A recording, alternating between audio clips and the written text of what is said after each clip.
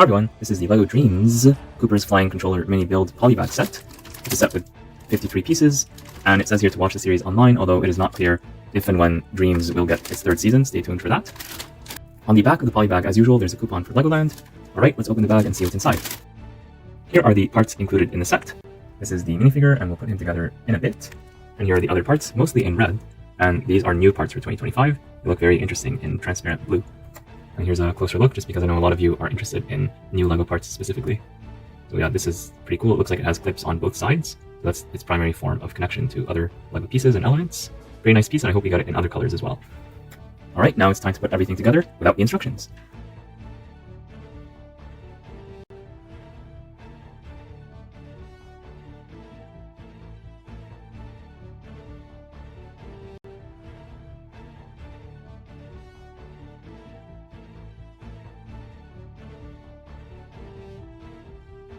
And we're done with the build.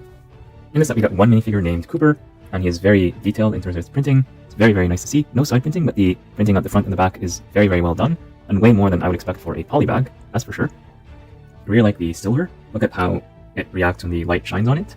Look at the zipper, the belt buckle, and even the shoes. It's all very well done, and it's a lot more than I would have expected from a simple polybag figure. But I'm guessing this is a minifigure that was reused from a larger, more expensive set, either now or one that's coming out soon. This is Cooper's main expression, but he does get an alternative expression where he is very, very angry or upset.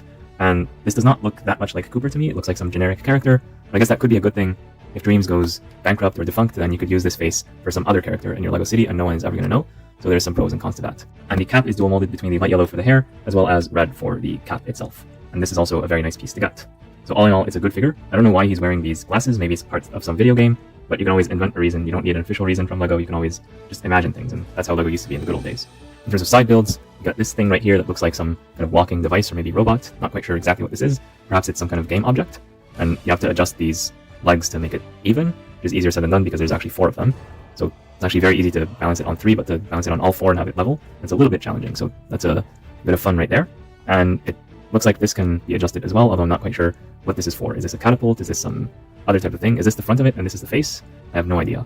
But of course you can assign it whatever meaning you want if it's not clear from the show. And you can remove this part right here and then just make Cooper sit on it and turn it into either a chair or some kind of transport. You just need to adjust the legs a little bit to make that possible, but yeah, that works as well.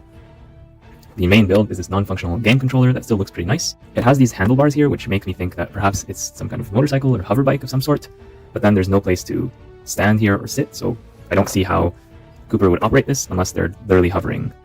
Let's try that. So yeah, that's what this looks like. So basically he's riding this big video game controller like this, or like this, but basically because this angle is fixed, you cannot really move the minifigure too much. You can adjust him a little bit, like this and like that, but maybe with the hands a little bit. So there's some flexibility here, but it is a bit limited, so do with that what you will. It's pretty hard to remove him once he's put there.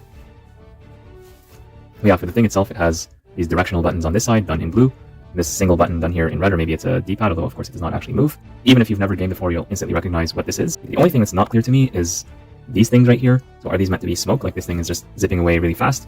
Or are they some sort of magical energy, maybe some game energy that's unique to the Dreamzzz world? Or is it something else entirely? You let me know if you do know in the comments down below, because I'm not sure what these are for. They look cool, but I'm not quite sure if they have any purpose, or the designer just wanted to give us these pieces in this polybag so that we have easy access to them.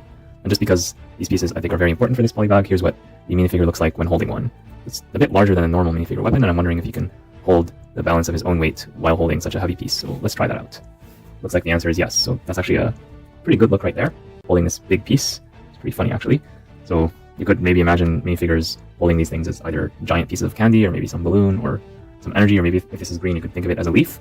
There's so many different possibilities. I think it's a good polybag overall. Even if you have no idea what Dreamzzz is, if you just give this to a kid without context, they're gonna like the minifigure.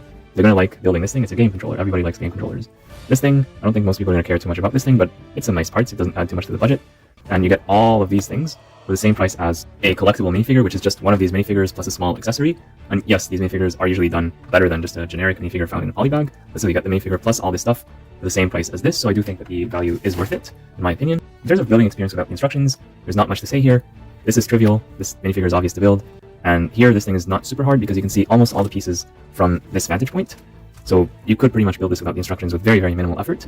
There's one small doubt that I had, a small hesitation when it comes to this white piece right here. I wasn't sure if it would be right here or somewhere else, but really there's nowhere else for it to go because I was not sure if this white was supposed to be showing here, if that was intentional or not, but it appears that this is the only way to make it work.